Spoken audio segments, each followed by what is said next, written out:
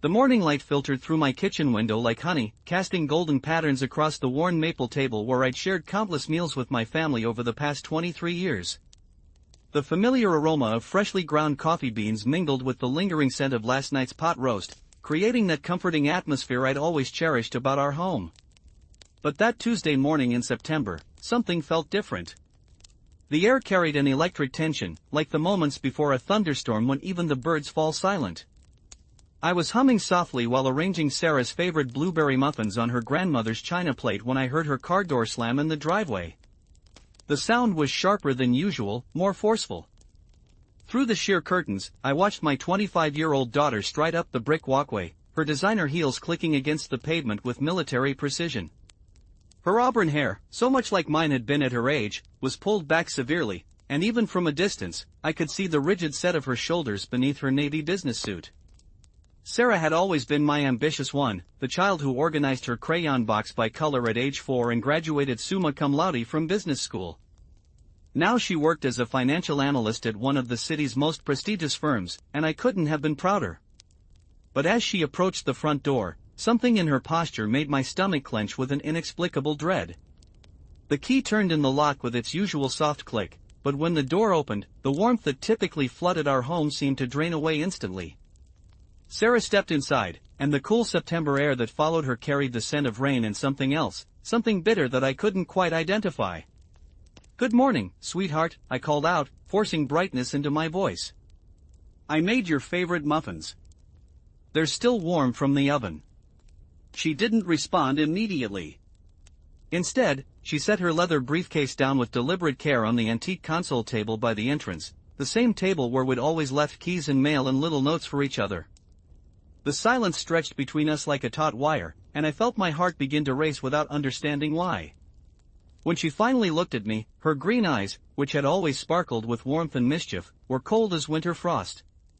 The transformation was so complete, so startling, that I actually took a step backward, my hand instinctively gripping the edge of the counter for support. "We need to talk, Mom," she said, and her voice carried a professional tone I'd never heard her use with me before. It was the voice she probably used in board meetings, sharp and unyielding. The casual endearment sounded strange coming through those carefully controlled syllables. My mouth went dry. The coffee mug in my hand suddenly felt impossibly heavy. "Of course, honey. Sit down, let me get you some coffee. You look tired. Have you been eating enough? I worry about you working such long hours and—" "Stop." The single word cut through my nervous chatter like a blade. "Just stop with the mothering routine, Mom. We both know why I'm here." I stared at her, genuine confusion washing over me like cold water. The kitchen, which moments before had felt warm and welcoming, now seemed to shrink around us. The refrigerator's gentle hum became unnaturally loud. Outside, a cardinal tapped against the window, a sound that usually delighted me but now felt ominous. "I honestly don't know what you mean, Sarah. You're scaring me. What's wrong? Did something happen at work? Is it Michael?" I asked, referring to her boyfriend of 3 years, a kind man who worked as a veterinarian and made her laugh in ways that always warmed my heart. Sarah's laugh was sharp and humorless, nothing like the melodic giggle I remembered from her childhood. She reached into her briefcase and withdrew a manila folder, thick with papers. The sound of the documents rustling seemed amplified in the tense silence. "Don't insult my intelligence, Mom. I know what you've been doing. I know about the accounts, the transfers, all of it." She opened the folder and spread several documents across the kitchen table, right over the cheerful yellow placemats I'd made last spring. The papers looked official, covered in numbers and bank letterheads that made my vision blur. I moved closer, squinting at the documents, trying to make sense of the columns of figures and transaction dates. The numbers swam before my eyes, meaningless as hieroglyphics. My hands began to tremble slightly, and I clasped them together to hide it. "Sarah, I don't understand. What are these? What accounts are you talking about?" Her eyes flashed with something between anger and disappointment. "The joint accounts, Mom. The ones you and Dad set up years ago for emergencies. The college funds you've been managing for the grandkids. The trust fund Grandpa left. She pointed to specific lines on the papers, her manicured finger stabbing at the numbers like an accusation. Over the past 18 months, there have been systematic withdrawals. Large ones. Money that's just disappeared. The world seemed to tilt on its axis. I gripped the back of a kitchen chair, feeling the smooth wood grain beneath my fingers, needing something solid to anchor myself to reality. The smell of those blueberry muffins now seemed cloying, almost nauseating. Disappeared? Sarah, that's impossible. I haven't touched those accounts except for, wait, let me think. I pressed my fingers to my temples, trying to organize my thoughts. There was the roof repair last year, and when your father's car needed the transmission work, and the medical bills when Mom was sick. Those expenses are documented and accounted for, Sarah interrupted, her tone growing colder. I'm talking about cash withdrawals, electronic transfers to accounts I can't trace. We're talking about nearly $40,000 over 18 months, Mom. $40,000 that has just vanished. The number hit me like a physical blow. I sank into the chair, feeling the familiar comfort of its worn cushion, a cushion I'd sewn myself when Sarah was just learning to walk. The irony wasn't lost on me that this chair, which had supported me through so many of life's challenges, now held me as my own daughter accused me of theft. That's impossible, I whispered, but even as I said it, doubt began to creep in like fog. Had there been withdrawals I'd forgotten? My memory hadn't been as sharp lately. Sometimes I'd find myself in rooms without remembering why I'd gone there. Sometimes I'd repeat stories without realizing I'd just told them. But $40,000? Sarah leaned forward, and I caught a whiff of her perfume, the same vanilla and jasmine scent she'd worn since college. It was such a familiar, comforting smell that its presence in this nightmare conversation felt surreal. Look at this, she said, pointing to a highlighted section. Electronic transfer, March 15th of this year. $5,000. Cash withdrawal, April 2nd. $3,000. Another transfer, May 20th. $6,000. Her voice was clinical now, reciting the facts like a prosecutor presenting evidence. All traced back to your access codes, Mom. Your PIN numbers. Your digital signature. I studied the papers more carefully, trying to focus despite the panic rising in my chest. The dates and amounts were there in black and white, undeniable. But as I looked at them, they felt as foreign to me as if they were written in a language I'd never learned. I don't remember any of these transactions, Sarah. I swear to you, I don't remember making these withdrawals. Don't. Her voice cracked for the first time, revealing a glimpse of the hurt beneath her professional facade. Don't make this worse by lying to me. I've spent weeks going through these records, double-checking everything, hoping I was wrong. Hoping there was some other explanation. Tears gathered in her eyes, but she blinked them back with fierce determination. Do you have any idea what this has done to me? Discovering that my own mother is a thief? The word hit me like a slap. Thief. My daughter, my precious Sarah, whom I'd rocked to sleep every night until she was 5, whom I'd cheered for at every soccer game and school play, whom I'd held when her heart was broken and celebrated with when she graduated, was calling me a thief. I am not a thief, I said, my voice stronger than I felt. I would never steal from you, from any of you. You have to believe me, Sarah. Something is wrong here, but it's not what you think. She stood up abruptly, the chair scraping against the hardwood floor with a harsh screech. Then where is the money, Mom? Where is it? Because it's not in any account I can find. It's not invested anywhere. It's just gone. She paced to the window, her heels clicking rhythmically against the floor. Outside, the sky was growing darker, and the first drops of rain began pattering against the glass. I watched my daughter's reflection in the window, seeing the tension in her shoulders, the way she held herself as if she might shatter. This was killing her, I realized. This wasn't just about money, it was about trust, about the foundation of everything she'd believed about me, about our family. Maybe there's been some kind of mistake, I said desperately. Bank errors happen all the time. Or maybe someone got access to the accounts somehow. Identity theft is so common now, you read about it all the time. Sarah turned back to me, and the look in her eyes was devastating. Mom, these weren't random transactions. They follow a pattern. They're always just under the amounts that would trigger automatic fraud alerts. They're spread out over time in a way that suggests someone was being very careful not to get caught. This isn't identity theft. This is systematic embezzlement. The clinical term hung in the air between us like a death sentence. Embezzlement. The word felt poisonous on my tongue even though I hadn't spoken it aloud. I tried a different approach, softening my voice, trying to reach the little girl who used to crawl into my lap when she had bad dreams. Sarah, honey, think about what you're saying. Think about who you're talking to. This is me, your mom. When have I ever been dishonest with you? When have I ever put money before family? For a moment, her composure cracked completely.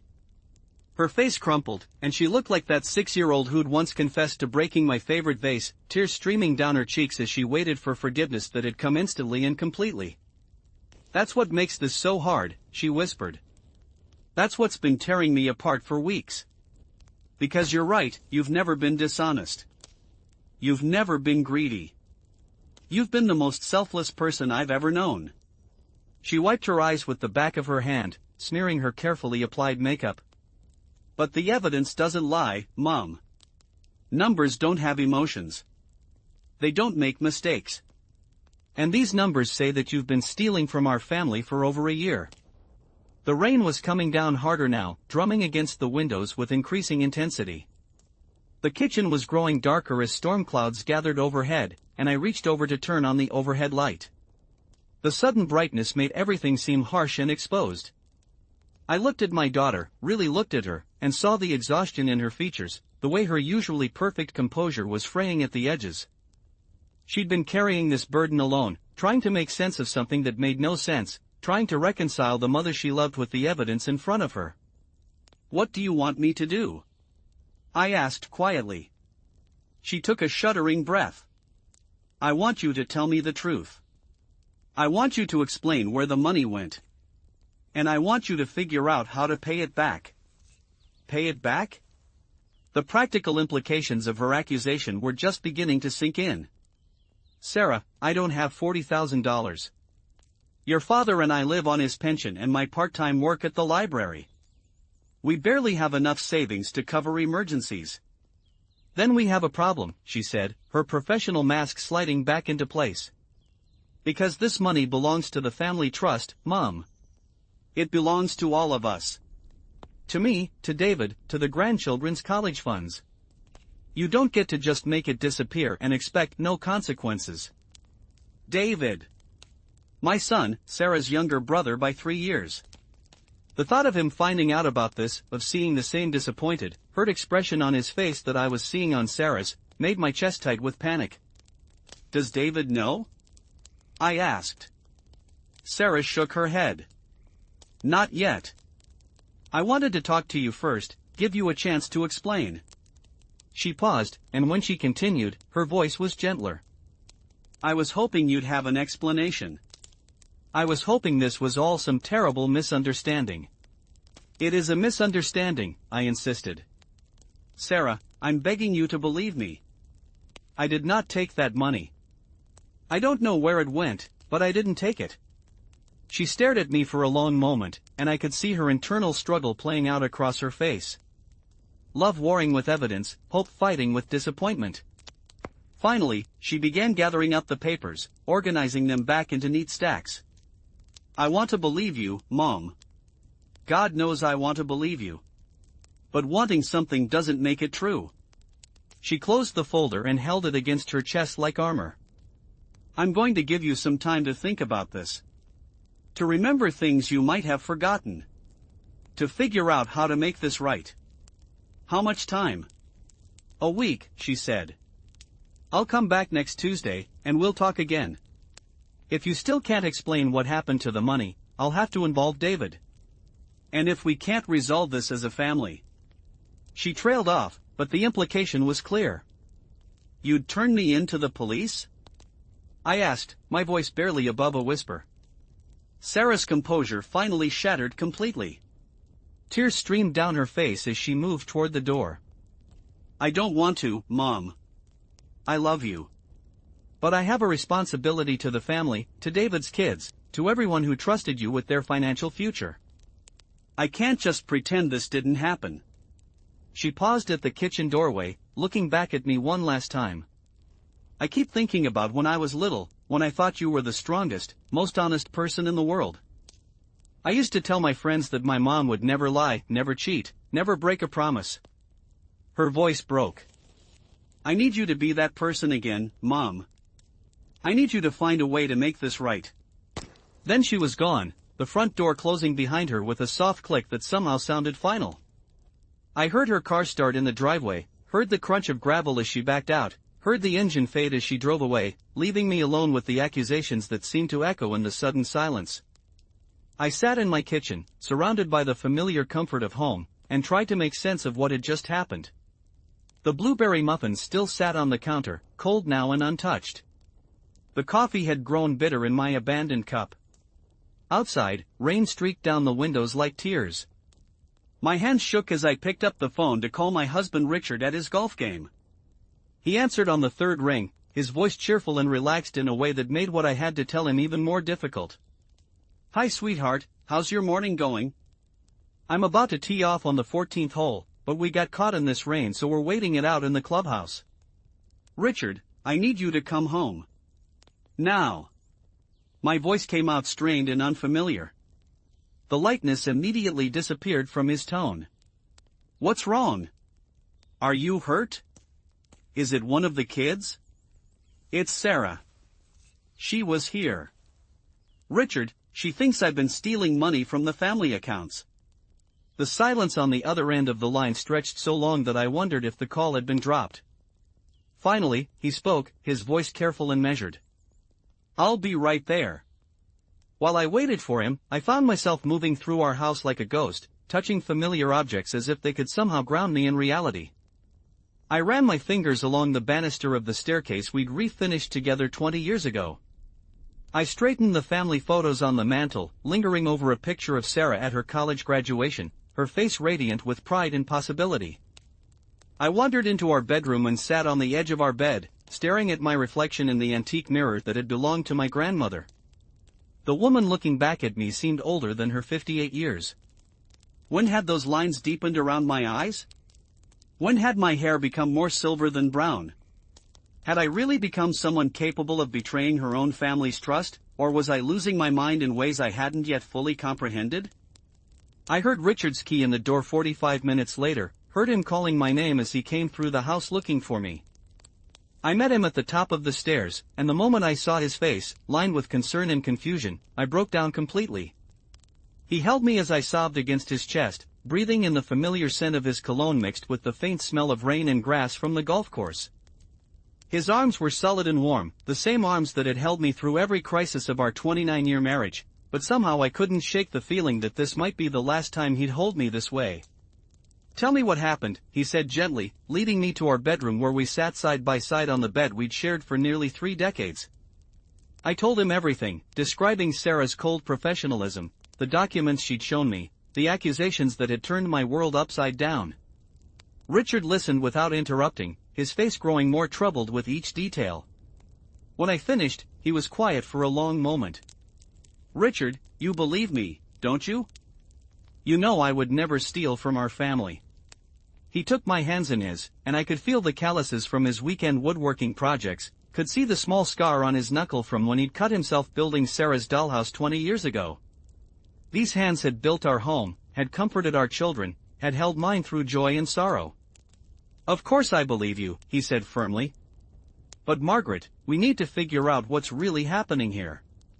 If Sarah has documentation showing money missing from accounts you have access to, then something is very wrong.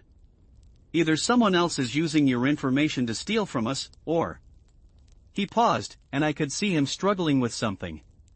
Or what? Or there's something medical going on that we haven't recognized yet.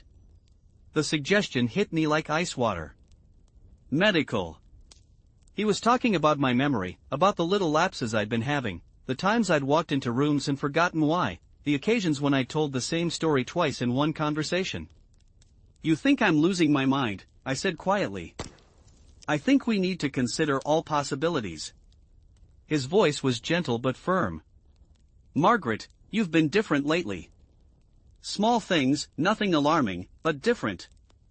You've seemed more forgetful, more scattered. Last week you spent 20 minutes looking for your glasses while they were on your head. Yesterday you asked me 3 times what we were having for dinner. I wanted to argue, but the examples he gave were undeniably true. I had been more forgetful lately. I'd attributed it to stress, to getting older, to the normal changes that come with being in your late 50s. But what if it was something more serious? Even if that were true, I said, even if I am having memory problems, I can't imagine myself stealing money and then completely forgetting about it. That's not how memory loss works, is it? Richard squeezed my hands tighter. I don't know, sweetheart. That's why we need to get you checked out by a doctor. And in the meantime, we need to go through all our financial records, every statement, every transaction, and figure out exactly what's been happening. The rest of that day passed in a blur of bank statements and computer printouts spread across our dining room table. Richard called our bank and requested detailed transaction histories for all our accounts. We organized everything chronologically, creating a timeline of every deposit and withdrawal over the past 2 years. As the evidence mounted, a picture began to emerge that chilled me to the bone. The withdrawals Sarah had identified were indeed there, as regular as clockwork, always in amounts just small enough to avoid triggering fraud alerts. But what disturbed me most was that some of the transactions had occurred on days I remembered clearly, days when I'd been doing normal, routine activities. Look at this one, Richard said, pointing to a withdrawal dated 3 months earlier. April 20th, $3,000 withdrawn from the emergency fund. That was the day you and I went to David's house for little Emma's birthday party. Remember? We were there from noon until evening. I remembered that day vividly. Emma, my 4-year-old granddaughter, had worn a princess dress and insisted that everyone at the party wear crowns she'd made from construction paper. I could still picture her gap-toothed smile as she'd blown out her candles, could still taste the chocolate cake I'd baked for the occasion. But according to this, the withdrawal was made at 2:30 in the afternoon from the branch on Maple Street, Richard continued. There's no way you could have made that transaction. We were 40 miles away. Hope flickered in my chest for the first time since Sarah's visit. Then this proves it, doesn't it? This proves that someone else is accessing our accounts. Richard nodded slowly, but his expression remained troubled. It proves that someone else made this particular withdrawal. But Margaret, look at the authorization method. I looked at the small print at the bottom of the transaction record. ATM withdrawal, PIN authorization, I read aloud. Then the implications hit me. They used my PIN number. Who else knows your PIN? I thought about it carefully. Just you. And maybe Sarah, from years ago when she was in college and I'd send her to make deposits. But Richard, Sarah would never. I'm not suggesting Sarah took the money, he said quickly. But if she knows your PIN, maybe someone else found it out somehow. Maybe there's a way to steal that information. We spent hours researching online fraud methods, learning about skimming devices and data breaches, about sophisticated criminals who could clone cards and steal personal information. The more we learned, the more possible it seemed that we were victims of financial fraud rather than facing my mental deterioration. But then we found another transaction that stopped us cold. June 15th, Richard read from a bank statement. Electronic transfer, $5,000 from the college fund to an account ending in 7429. Authorization by online banking, digital signature verification. What does that mean, digital signature verification? I asked. It means someone had to log into our online banking account using your username and password, and then authorize the transfer using the digital signature we set up years ago. My heart sank. The digital signature was a security measure the bank had implemented 3 years earlier, a way to authorize large transactions online. It required not just my login information, but also answers to security questions that only I would know, plus a final authorization using a signature pad connected to my computer. The only way someone could have done this is if they had complete access to your computer, your login information, your security question answers, and physical access to the signature pad, Richard said quietly. We stared at each other across the table covered with financial documents, and I could see my own growing dread reflected in his eyes. The evidence was pointing more and more toward the impossible, that I had somehow made these transactions myself and then forgotten about them completely. That night, I lay awake staring at the ceiling, listening to Richard's steady breathing beside me and trying to make sense of the evidence. The rain had stopped, but the air still felt heavy and oppressive. Through our bedroom window, I could see the neighbor's security light casting strange shadows on our backyard, making familiar shapes look foreign and threatening. The next morning brought no clarity, only a bone-deep exhaustion that seemed to weigh down my every movement. Richard had already left for work by the time I dragged myself to the kitchen, leaving behind a note written in his careful handwriting, called Dr. Morrison's office. You have an appointment Thursday at 10. Love you. We'll figure this out together. Dr. Morrison had been our family physician for 15 years, a kind woman in her 60s who'd guided us through Richard's kidney stones, my bout with pneumonia 2 years earlier, and various minor ailments. The thought of explaining this situation to her, of admitting that I might be losing my memory in ways that were destroying my family, made my stomach churn. I tried to maintain some semblance of normalcy over the next few days. I went to work at the library, shelving books and helping patrons find information with the same careful attention I'd always brought to the job. But everything felt different now, as if I were watching myself from outside my body, wondering if the woman organizing the romance novels was someone who could commit crimes and forget them entirely. Mrs. Patterson, the head librarian, noticed my distraction by Wednesday afternoon. She was a sharp-eyed woman in her 70s who never missed anything happening in her domain. Margaret, dear, you seem troubled. Is everything all right at home? I looked up from the cart of books I'd been staring at without really seeing. I'm fine, Mrs. Patterson. Just tired, I think. She studied me with the kind of penetrating gaze that had probably terrified misbehaving children for decades. You've been moving like you're walking through fog all week. And yesterday you put the same book back on the shelf 3 times. Her voice softened with concern. Are you feeling well? You're not coming down with something, are you? The kindness in her voice nearly undid me. Mrs. Patterson had always been stern but fair, demanding excellence from her staff but also fiercely protective of them. She'd been like a second mother to me during the 10 years I'd worked at the library. I think I might be having some memory problems, I admitted quietly, the words feeling strange and frightening in my mouth. Mrs. Patterson's expression shifted immediately to one of compassionate understanding. Ah, she said simply. How bad is it, dear? I don't know yet. I'm seeing a doctor tomorrow. I couldn't bring myself to tell her about the missing money, about Sarah's accusations, about the possibility that my forgetfulness might have criminal consequences. She patted my arm gently. Memory is a tricky thing, Margaret. Sometimes it's more reliable than we think, and sometimes it plays tricks on us in ways that surprise everyone. Whatever you're facing, remember that you're not alone. And remember that the person you are, the core of who you are, doesn't disappear just because you can't remember what you had for breakfast.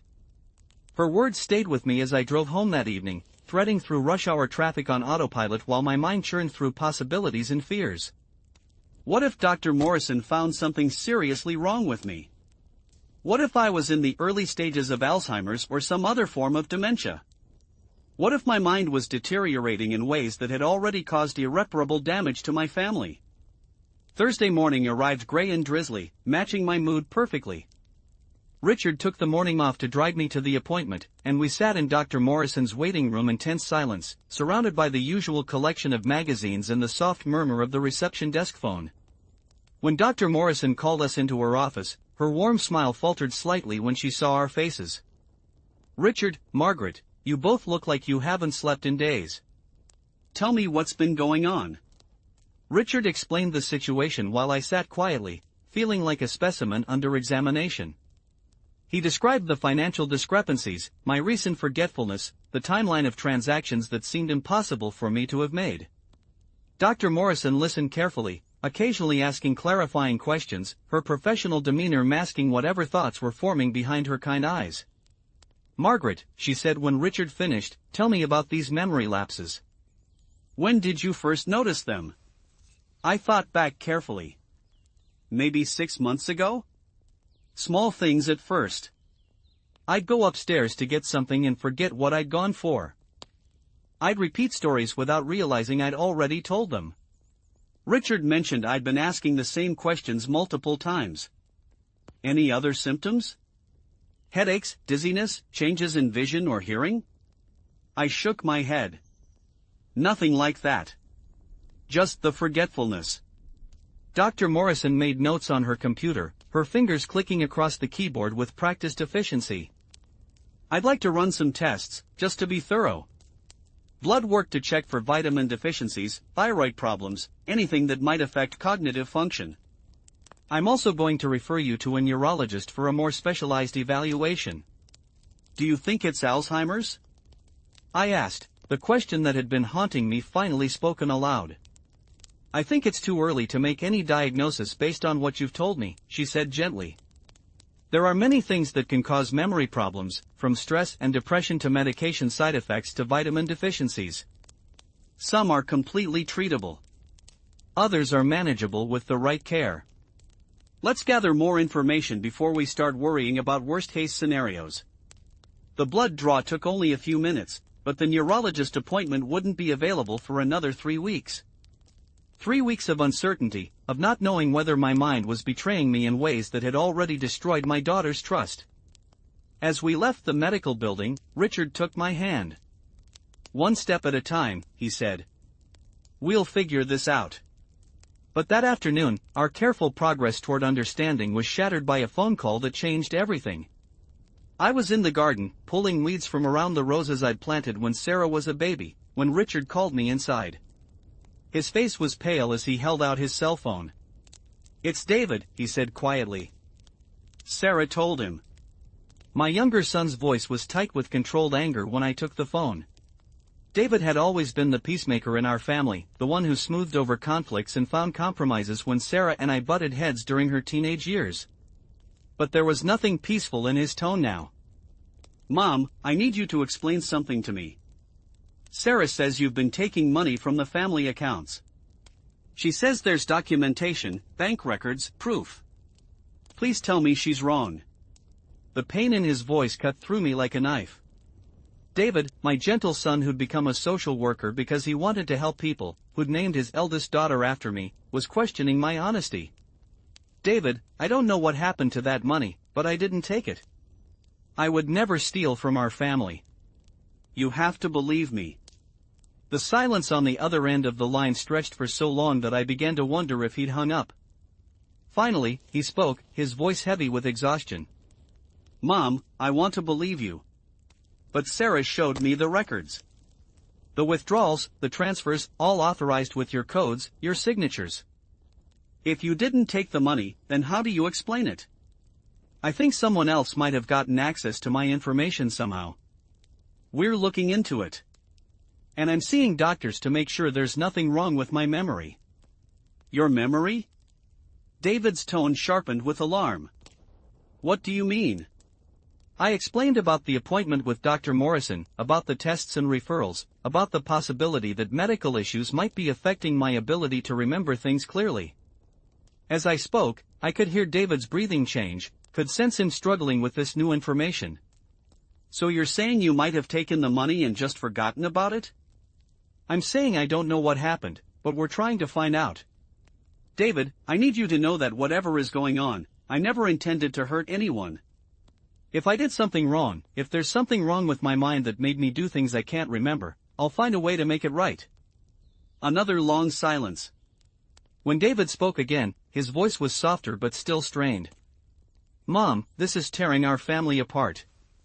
Sarah is beside herself. She's been carrying this alone for weeks, trying to figure out what to do. And now she feels like she has to be the villain, the one who turned in her own mother. The image of Sarah struggling with this burden alone made my chest ache. My strong, capable daughter, who'd always taken on too much responsibility, who'd felt obligated to protect everyone else even when she was the one who needed protection. "I never wanted any of this," I whispered. I never wanted to hurt any of you. I know, Mom. That's what makes this so hard. But the money is gone, and it has to come from somewhere. Sarah's right about that. The college funds, the emergency accounts, the trust Grandpa left, it all belongs to the family. It's not just about you anymore. After David hung up, I found myself standing in my kitchen holding a silent phone, feeling more alone than I had in years. Richard was at the dining room table, papers spread in front of him like a complex puzzle he was determined to solve. The afternoon light streaming through the windows seemed too bright, too cheerful for the darkness that had settled over our home. How did it go with David? Richard asked without looking up from the documents. He's trying to be understanding, but he's scared. They all are. I set the phone down carefully, as if it might shatter. Richard, what if we can't figure this out? What if the money is really gone and there's no way to prove I didn't take it? He finally looked at me then, and I could see the strain in his face, the way this crisis was aging him in real time. Then we'll figure out how to pay it back. We'll take out a loan against the house if we have to. We'll sell whatever we need to sell. We'll make it right. The casual way he said it, as if liquidating our life savings was a simple matter, made the reality of our situation hit home even harder. This wasn't just about my reputation or my relationship with my children. This was about our financial future, our retirement, our ability to help our grandchildren with college expenses or medical emergencies. $40,000, I said quietly. That's our entire emergency fund, plus most of the money we'd saved for Emma and little Michael's college funds. Money can be replaced, Richard said firmly. Trust can't be. Right now, what matters most is proving your innocence and figuring out what really happened. But even as he said it, I could see the worry in his eyes, the way his shoulders sagged under the weight of this new burden. We'd worked so hard to build financial security for our family, saving carefully, investing wisely, making sacrifices so our children and grandchildren would have better opportunities. Now all of that was in jeopardy. That evening, Sarah came by unexpectedly. I heard her car in the driveway around 8 o'clock, the engine shutting off with a finality that made my stomach clench. Through the front window, I watched her sit in the driver's seat for several minutes before getting out, as if gathering courage for what was to come. When she knocked instead of using her key, it felt like another small death. This house had always been as much hers as ours, a place where she could come and go freely, where she belonged without question. Now she was treating it like the home of strangers. Richard answered the door, and I heard their quiet conversation in the foyer before Sarah appeared in the living room doorway. She looked exhausted, her usually perfect appearance disheveled. Her hair was pulled back in a messy ponytail, and she wore jeans and a sweater instead of her typical professional attire.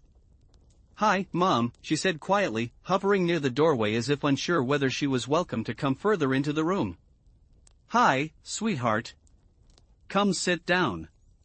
Can I get you something to eat? You look like you haven't been taking care of yourself." She almost smiled at that, a ghost of her old warmth flickering across her face. "Even now, you're trying to mother me." "I'll never stop being your mother, Sarah. No matter what happens." She moved to the armchair across from where I sat on the couch, choosing distance even as she accepted the invitation to stay. Richard settled beside me, and for a moment we were just a family sitting together in our comfortable living room, surrounded by photos and mementos of happier times. "I talked to David," Sarah said finally. "He told me about the medical appointments, about the possibility that there might be something wrong with your memory." I nodded. "We're trying to explore every possibility. If there's something medically wrong with me that could explain what happened, we need to know. Mom, I need to ask you something, and I need you to be completely honest with me." Sarah leaned forward, her green eyes intense. "In the past year, have there been times when you found yourself places without remembering how you got there? Have you ever discovered that you'd done things you couldn't remember doing?" The question sent a chill through me. "What do you mean?" "I mean, have you ever woken up somewhere other than your bed without remembering going there? Have you ever found purchases you didn't remember making, or discovered that you'd sent emails or made phone calls that you couldn't recall?" I thought about it carefully, searching my memory for any instances of the kind of behavior she was describing. No, nothing like that. The memory problems I've been having are more like everyday forgetfulness. Losing my keys, forgetting what I went upstairs for, that sort of thing. Sarah nodded slowly, but she didn't look reassured. The reason I ask is because some of the transactions happened at odd times. Late at night, early in the morning. Times when you would normally be asleep. Richard and I exchanged glances. What kind of times? He asked. Sarah consulted a notebook she'd pulled from her purse. Electronic transfer on March 28 at 2:17 a.m. ATM withdrawal on April 15 at 5:43 a.m. Another online transfer on June 2 at 1:55 a.m. The specific times felt ominous, concrete evidence of activities that had happened while I was presumably sleeping peacefully in my bed. I tried to remember those dates, tried to recall if I'd had trouble sleeping or any reason to be awake at such unusual hours. I don't remember being awake at those times, I said slowly. But Sarah, I've been having some trouble sleeping lately. Sometimes I get up in the middle of the night and read or watch television until I get drowsy again. Maybe. I trailed off as the implications of what I was suggesting hit me. Maybe I had been awake during those late night hours. Maybe in some half-conscious state, worried about money or family finances, I had done things I couldn't later recall clearly. There's something else, Sarah said, and her voice was gentler now, as if she was trying to break difficult news as carefully as possible. I've been monitoring the accounts since I discovered the discrepancies. Making sure no more money went missing while we tried to figure out what was happening. And? Richard prompted when she hesitated. There was another withdrawal yesterday. Wednesday afternoon, while you were at work, Mom. $3,000 from the emergency fund. The words hit me like a physical blow. I gripped Richard's hand tighter, needing his anchor as the room seemed to spin around me. That's impossible. I was at the library all day yesterday. Mrs. Patterson can confirm that. The withdrawal was made at 4:15 p.m. from the ATM at the grocery store on Elm Street. The one 2 blocks from the library. I tried to remember Wednesday afternoon, tried to recall every detail of my day. I'd worked until 4, helping Mrs. Patterson reorganize the children's section. I'd said goodbye to her and walked to my car in the library parking lot. I'd driven home, stopping at that same grocery store to pick up ingredients for dinner. I did stop at that store, I admitted quietly. But I didn't go to the ATM. I bought groceries for dinner. Chicken breasts, rice, green beans. Sarah reached into her purse and pulled out a receipt. I know. I found this in your car this morning when I was looking for evidence. Grocery receipt from Wednesday at 4:22 p.m. She handed me the receipt, and I recognized my own handwriting on the shopping list stapled to it. Chicken, rice, green beans, exactly as I remembered. But seeing it in black and white, with the timestamp just 7 minutes after the ATM withdrawal Sarah had mentioned, made my blood run cold. 7 minutes, I whispered. The withdrawal was 7 minutes before I bought groceries. Mom, Sarah said gently, is it possible that you went to the ATM and then immediately forgot about it? Is it possible that you made the withdrawal and then, within minutes, had no memory of having done it? I stared at the receipt, trying desperately to recall those few minutes in the store. I could picture myself walking through the automatic doors, grabbing a shopping cart, moving through the aisles according to my list. But try as I might, I couldn't remember anything about an ATM, couldn't recall stopping at the machine or making any kind of financial transaction. I don't remember, I said finally, the words feeling like an admission of guilt. I remember buying the groceries, but I don't remember anything about the ATM. The silence that followed felt heavy with unspoken implications. If I could make a significant financial transaction and forget about it within minutes, then all of our theories about fraud and identity theft crumbled. If my memory was that unreliable, then I really could be responsible for all the missing money without having any conscious recollection of taking it. Richard's voice was careful when he finally spoke. Margaret, do you still have your ATM card? I went to get my purse, my hands shaking as I opened my wallet. My ATM card was there in its usual slot, looking perfectly normal. But when I handed it to Richard, he examined it carefully under the living room lamp. "There's no damage to the magnetic strip, no signs that it's been tampered with or cloned," he said. "This is your original card." Sarah consulted her notebook again. "Mom, what's your current ATM PIN number?" "The same one I've used for years," I replied automatically. "Your birthday month and day, plus Dad's birthday month and day." The moment I said it, I realized what I'd revealed. My PIN was based on family birthdays, information that anyone close to our family would know or could easily figure out. But more than that, if I was making these withdrawals myself in some kind of confused state, I would naturally use the same PIN I'd been using for years. "The security cameras," Richard said suddenly. "If Margaret made these withdrawals, she'd be on the bank's security cameras. We could request to see the footage." Sarah nodded slowly. "I thought of that. But Mom, are you prepared for what we might see? Are you ready for the possibility that the cameras will show you making these withdrawals?" I thought about it, imagining myself watching security footage of a woman who looked like me, moved like me, but was doing things I couldn't remember doing. The idea was terrifying, but it was also potentially the key to understanding what was really happening to me. "Yes," I said finally. "If that's what it takes to get to the truth, then yes. I need to see those tapes."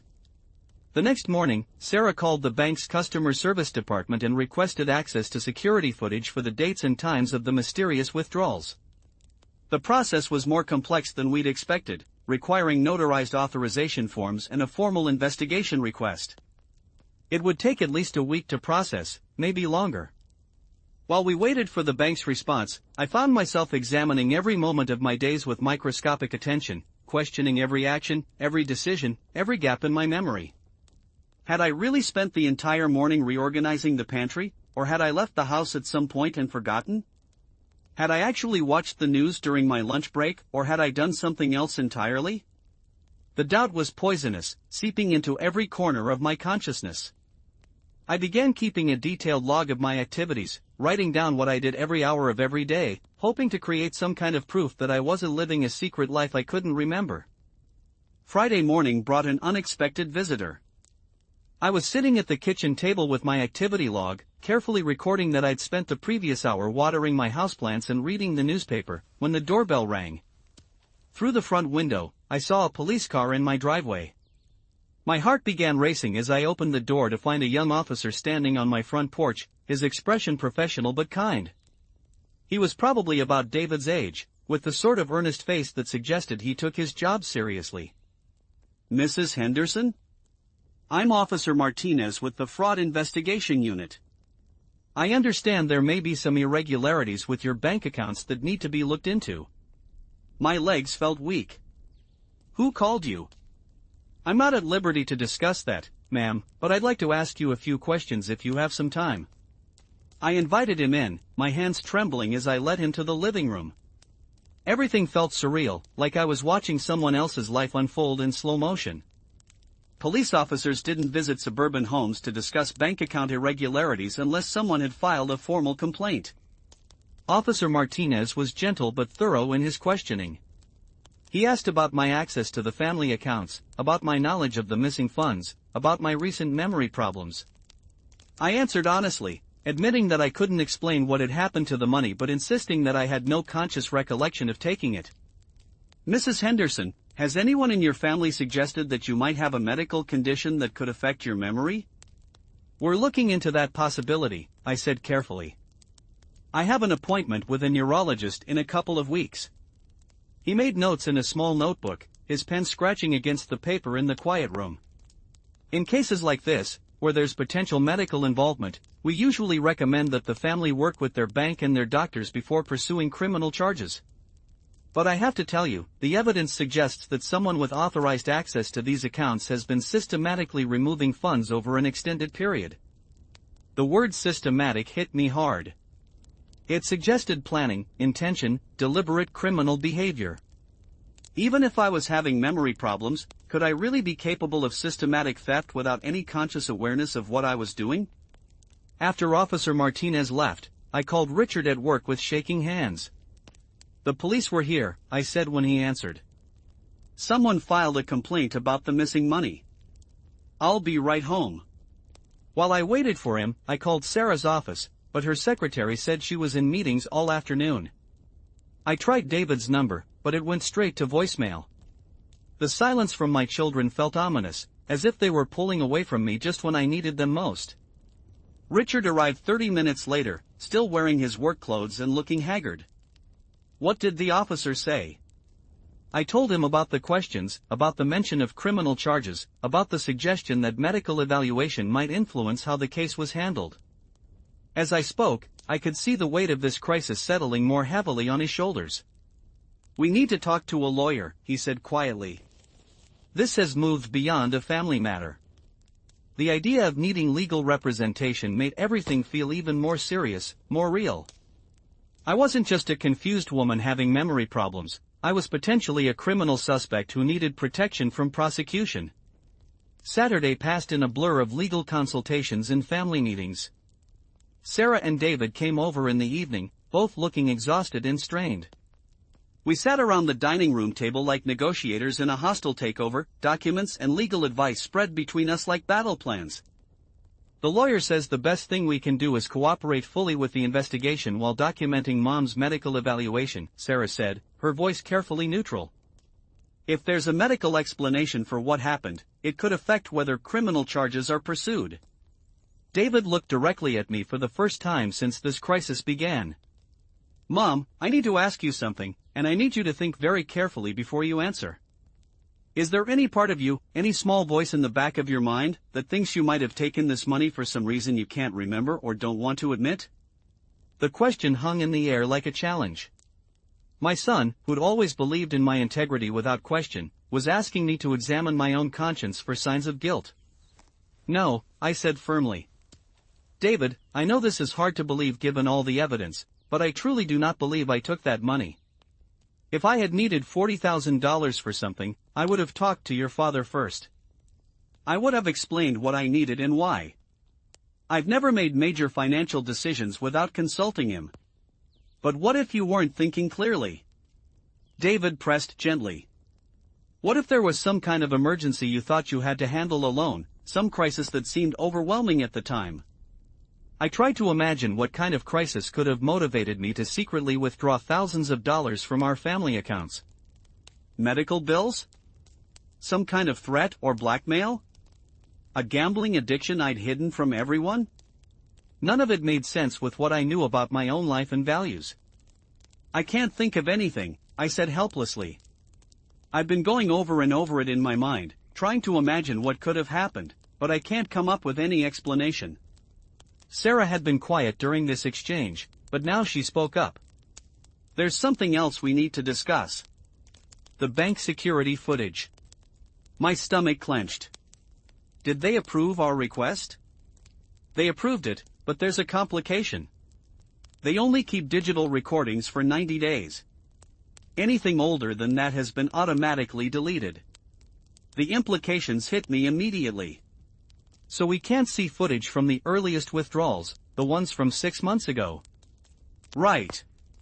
We can only see recordings from the past 3 months. "But Mom, that does include the withdrawal from Wednesday, the one that happened right before you bought groceries." I felt Richard reach for my hand under the table. "When can we see it?" "Monday morning." They've agreed to let us view the relevant footage with a bank security officer present. The weekend crawled by with agonizing slowness. I found myself dreading Monday morning while simultaneously desperate for it to arrive. The security footage would either prove my innocence or confirm my worst fears about my own mental state. There would be no ambiguity, no room for doubt. Either I was on those tapes making withdrawals I couldn't remember, or someone else was using my identity to steal from our family. Sunday evening, I couldn't sleep. I lay in bed next to Richard, listening to his breathing and staring at the ceiling, trying to prepare myself for what I might learn about myself in the morning. Had I become someone I didn't recognize, someone capable of betraying her family's trust? Or was I the victim of a crime so sophisticated that it had fooled everyone, including the bank's security systems? At 3 a.m., I gave up on sleep and went downstairs to make tea. As I stood in my kitchen, surrounded by the familiar comfort of home, I tried to hold on to the certainty that I knew who I was. I was Margaret Henderson, wife and mother, librarian and volunteer, a woman who'd built her life on honesty and responsibility. Whatever the security cameras revealed, that core truth couldn't change. But even as I told myself this, doubt whispered in the back of my mind. If I could forget making a $3,000 withdrawal within minutes of doing it, what else might I be forgetting? What other version of myself might exist in the gaps where my memory failed me? Monday morning arrived gray and cold, with the kind of persistent drizzle that seemed to match the dread that had settled in my chest like a stone. Richard and I met Sarah at the bank at 9:30, and she led us through a maze of corridors to a small security office I'd never known existed in all my years of banking there. The security officer, a middle-aged man named Mr. Chen, was professional but sympathetic as he explained the process. We'll be viewing footage from Wednesday afternoon, specifically the time period around 4:15 p.m. when the withdrawal in question was made.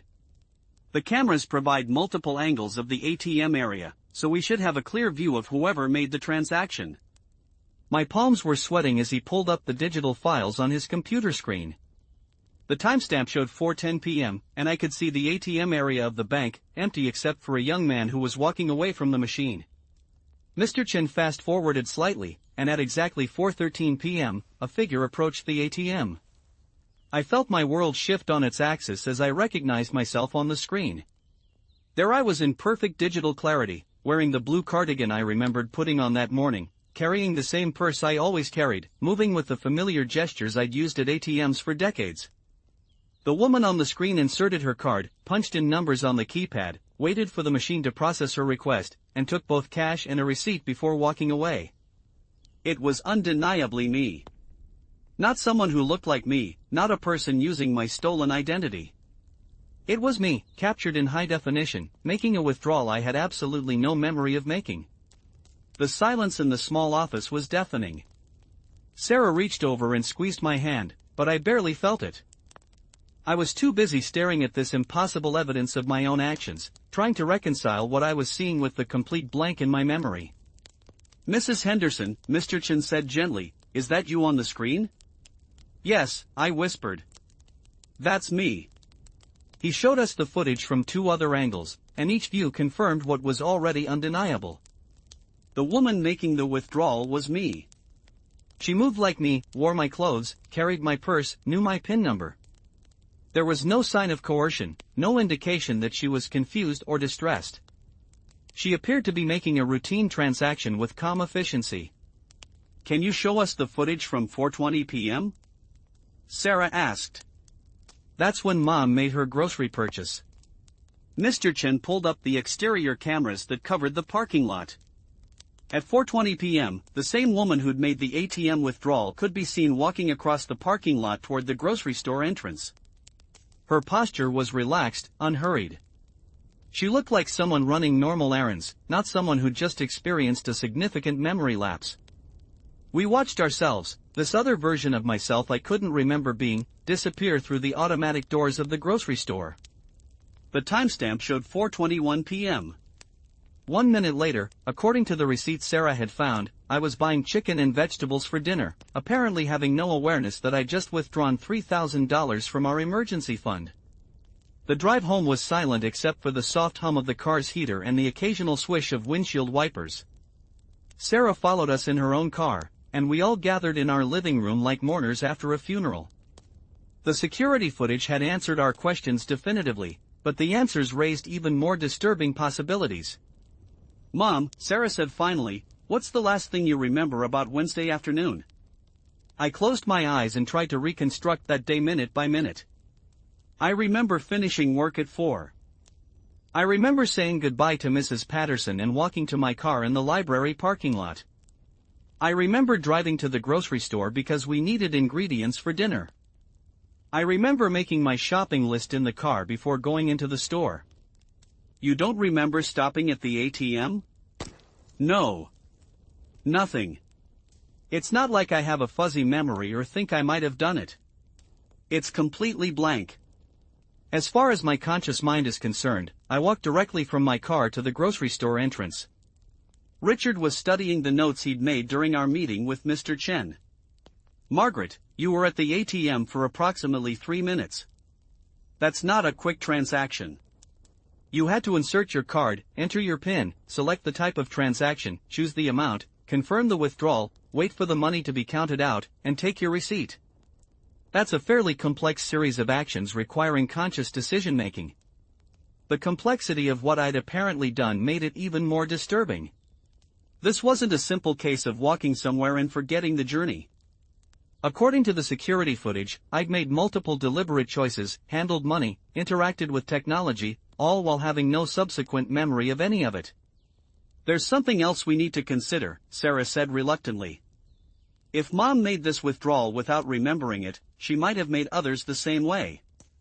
The pattern of late-night and early morning transactions might make more sense if she was doing this while sleepwalking or in some kind of altered state. The idea that I might be getting up in the middle of the night and conducting complex financial transactions without any conscious awareness was terrifying. But it was more plausible than any of the other theories we'd considered. Have you ever sleepwalked? Richard asked me. Not that I know of. But if I was sleepwalking, would I necessarily know it? We need to get answers from the neurologist, Sarah said. This has gone beyond simple forgetfulness. We're talking about complex behaviors with no memory formation whatsoever. I felt like I was losing myself piece by piece, discovering that the person I thought I was might be sharing space with someone else entirely, someone who could betray my family's trust and leave no trace in my conscious memory. That evening, I sat in our bedroom and called the neurologist's office, begging them to move up my appointment. The receptionist was sympathetic but firm. The earliest they could see me was still 2 weeks away.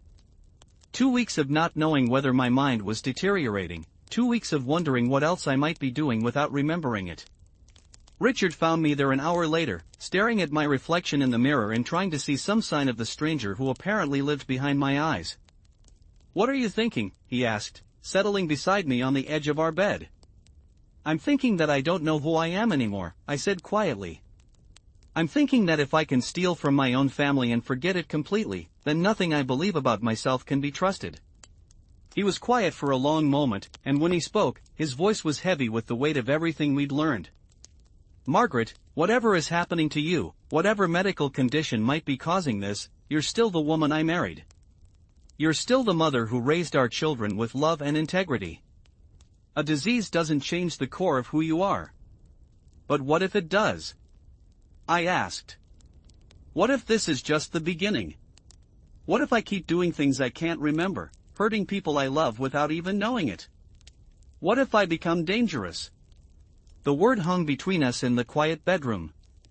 Dangerous. Was I dangerous? If I could commit financial crimes without conscious awareness, what else might I be capable of? As if reading my thoughts, Richard said, "We'll figure it out. We'll get you the help you need, and we'll make sure you're safe.